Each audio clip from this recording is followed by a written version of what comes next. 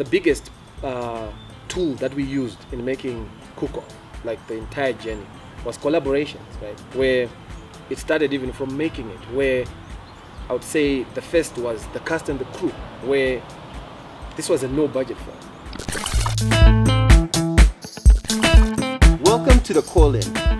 Today we've got a very special episode. We've got Njagu, who is releasing a new film on Netflix. Congratulations on that. Thank you, Njagu. And it releases on the 1st of June. Yes, on Monday. Wow. And it's the first show ever in Zimbabwe to feature on Netflix, which is a milestone. Yeah. How was that journey to get it onto Netflix? A long one. I guess with anything, in our camp, like we decided, okay, let's begin this journey with the end in mind. Where do we want to get, right? I'm not gonna lie and say we plan to say, oh, let's make a film and make sure it gets on Netflix. No, but we consciously decided, like, I remember having a conversation with Thomas Brickell, who's the writer and the director of Cook-Off, and saying, okay, where do we want to take this? Where do we want to go with this, right? And agreeing that let's push this as far as it can. And for us, Cook-Off was special in that it was an example of what we had been trying to do for a very long time. Myself and Thomas, like, talking about collaboration. Like, dude, we should collaborate, right? Because personally, I believe that collaboration is the key to get the industry going. Well, the community, I don't even like to call it an industry, to get the community going until it becomes an industry, right? True. So for us, knowing where Zimbabwe stands, living on the world map of film, it's not even in the conversation, right? We're nobodies, right? And we knew that, right? When we were doing this, and the whole journey from start to completion, right? When we finished making the film, we knew, okay, let's start attacking film festivals, the big film festivals around the world, right?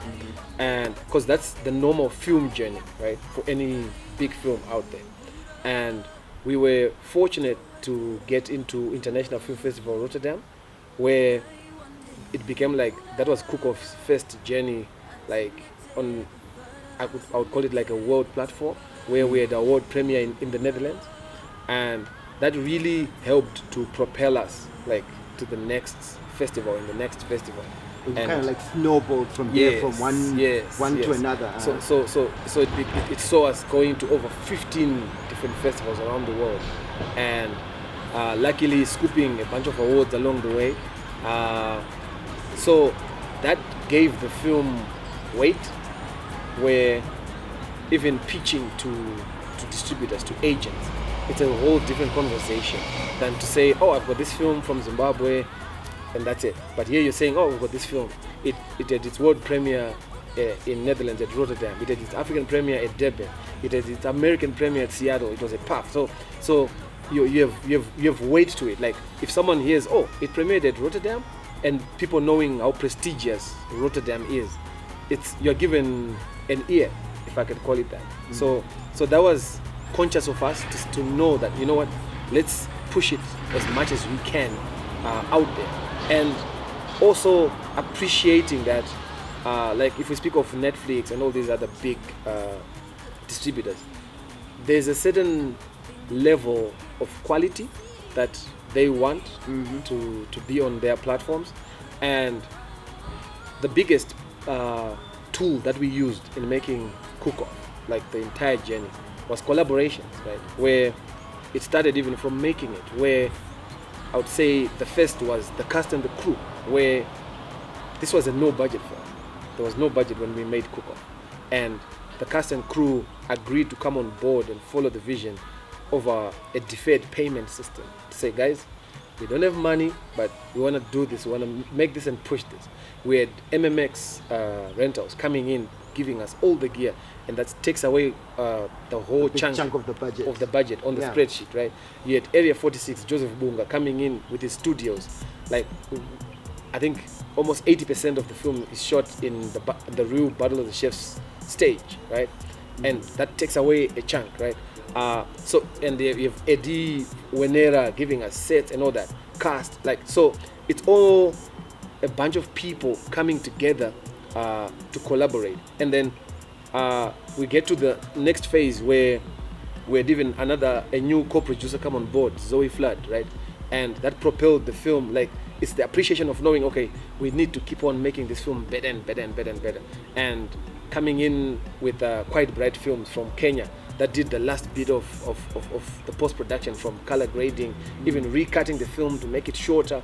Ryan Correa, who's like a music composer, film composer, coming in on board. So it's like this whole different elements of people where it's not one person, it's not me, it's not Tom, it's a whole bunch of people that came together to make sure that we got to that level where we were like confident to say, you know what, Netflix, we've got this thing.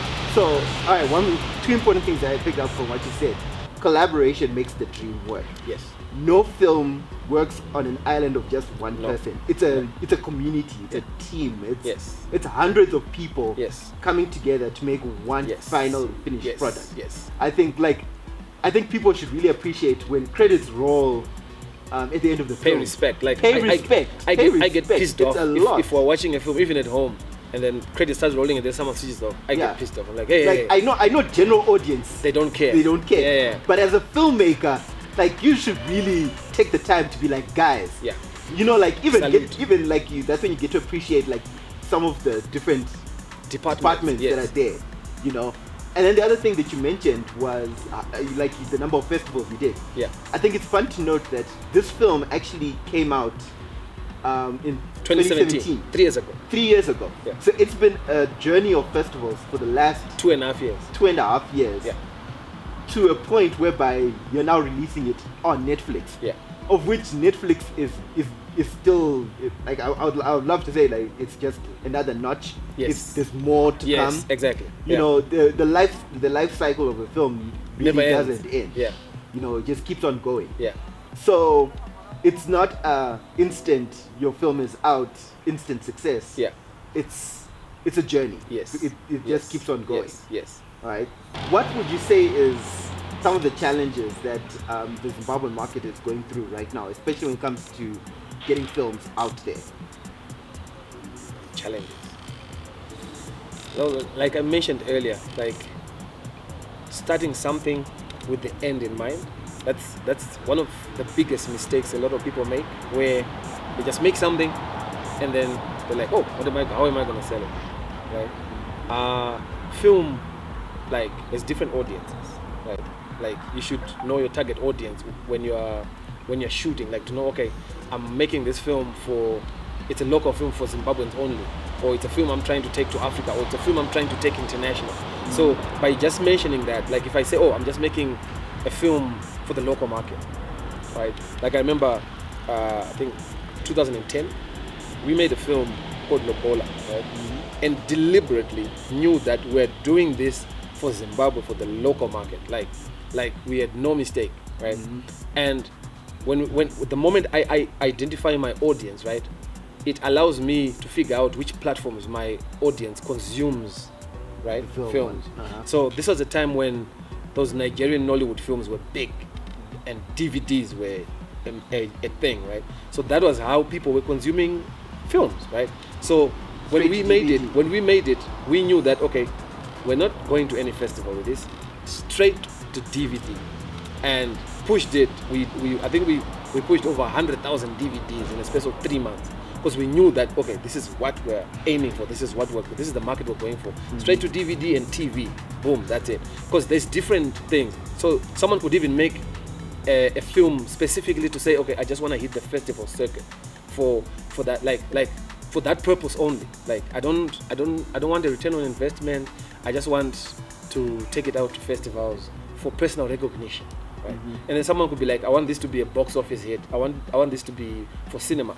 So the moment you are mentioning and identifying and appreciating where you want to go with it, like if you're saying, oh, I want this to be box office, the way you're going to shoot it is definitely going to be different, because if it's going to go on the big screen, there's a certain quality, there's a certain standard, you get what I mean? So people need to identify like where you want to go with something first in the beginning, like, okay, this is for, because the moment you just say this is for, there's certain rules, regulations, and stuff that comes into what you're trying to do, and barrier you, like to stop you or to allow you to get to that process. So for the local market, the biggest challenge is that we don't have an industry. Like, there's no film industry in Zimbabwe, right? I'm in a position where I'm saying I'm trying to help create one, to turn, because if that's why I call it a film community, is that we're just passion-driven people, like, who are pushing, right? But if we're saying industry, there has to be the passion and there has to be commerce to it. Money has to exchange. Someone has to get employed properly and get paid. So we're only getting to that point. For me, the Netflix thing, right, is like a big bouncing board that allows us to have a little bit of leverage to corporates, to government, to say, you know what, look at what we're doing on this world stage. Exactly. So that's like a step towards having an industry. So we don't have an industry. Like, so we can talk about how do you distribute films and whatnot, but the thing we need to do now, like, is to come together and see what's the best way, what's the Zimbabwean way of us to make films. Are there structures that are coming into place for that to actually happen? Like, I know we could say there's been stuff like BAS. Some people have tried to create organizations like the Cinema Association of Zimbabwe and all sorts. But like, how much momentum are they getting, and how effective are they to actually create an industry of sort? I think in the industry there's a lot of individualism, where there's groups of people just doing what they're doing in different pockets. Like, you can have young upcoming filmmakers doing their own thing. You can have the old timers from back in the day doing their own thing. Like, so, and there isn't this one united front. You know, there's been big efforts there's an organization, Zimbabwe Film Industry Development Platform, ZFIDP. I would say it's of all the groups that have come before, it's making strides in terms of government level, trying to get policies done, you know, which I feel is very necessary. Like, there has to be some form of order for things to work. But within that same breath, we can't sit and wait. You know, like, if you build it, they'll come, right? We can't sit and wait and say, let's wait for the day when government is going to say, there's a policy, there's $2 billion to start making films. That will never happen unless we prove ourselves, we prove our value, right? It's like, if we're saying, okay, look what we just did. There's a film showing worldwide to the whole world, which barely had any funding, nothing, and no control. But imagine the advantage you could have taken of that if you had influence to say, let's make sure it's done in Victoria Falls. Let's sell Victoria Falls for tourism. One of the scenes is in Victoria Falls. Let's push. You get what I mean? Yeah. Because the power of film, like, the film is gone to the whole world now. That's the Zimbabwe. Someone is probably going to watch that film, and that's the first image ever of Zimbabwe that they're going to see, right? A lot of people from different countries. So if they can appreciate that power and harness it. Like, good example is, how many people have never stepped foot in the States? Yes. But you know so much about it because we watch. Right now, automatically, if we land in New York City and holler a cab, what color is the cab? Everyone knows. Everyone knows. It's yellow. But all those guys have never been to New York. So that power, like, if they can take advantage of that. So that's why I'm saying, like, it's a good stepping stone, this milestone for that attention. Like, we're even getting it now. Like it's almost like we never anticipated it would be as crazy. We thought, like, it would be something big in the film community. Like, oh wow. But it's almost like everyone out, like, the nation is like, taking national pride to it. Like, we're on Netflix. But that it shouldn't just, like, stop there. That's why for me it's not really the excitement. Like, I doubt I'm even excited about it, but it's the appreciation of knowing, okay, what's next? What's the follow-up? Like, it can't just be, it's on Netflix, then for the next 5 years nothing else happened. There's what's next? So much work to do. History is being made, fine, but the future is starting right now. Let's go. You go to school, you have big dreams. She's such a disappointment. You've started cooking again. How is His name is Tapiwa. Bye, love you. He's the only thing I managed to do right in this life. So, we're looking for 16 chefs to take part in the new season of Battle of the Chefs. You should enter, Mom. I really think you could win. This is for professional chefs. I wouldn't stand a chance.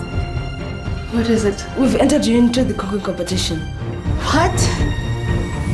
Over the next 10 weeks, we'll be eliminating the weakest each week. Really good, Mom. Go big or go home. Joe, thank you so much for being a part of the show. Catch the cook-off. It's going to be on Netflix starting on the 1st of June. Where if people want to collaborate or get in touch with you or holla, how can they do that? Well, I'm on Facebook, I'm on Instagram, Joe Njagu. Yeah, I think all my handles are my name, just Joe Njagu. Yeah. Alright, so we look forward to the next thing. And to the audience, thank you so much for tuning in. Like and subscribe, and we'll see you on the next one. Bye.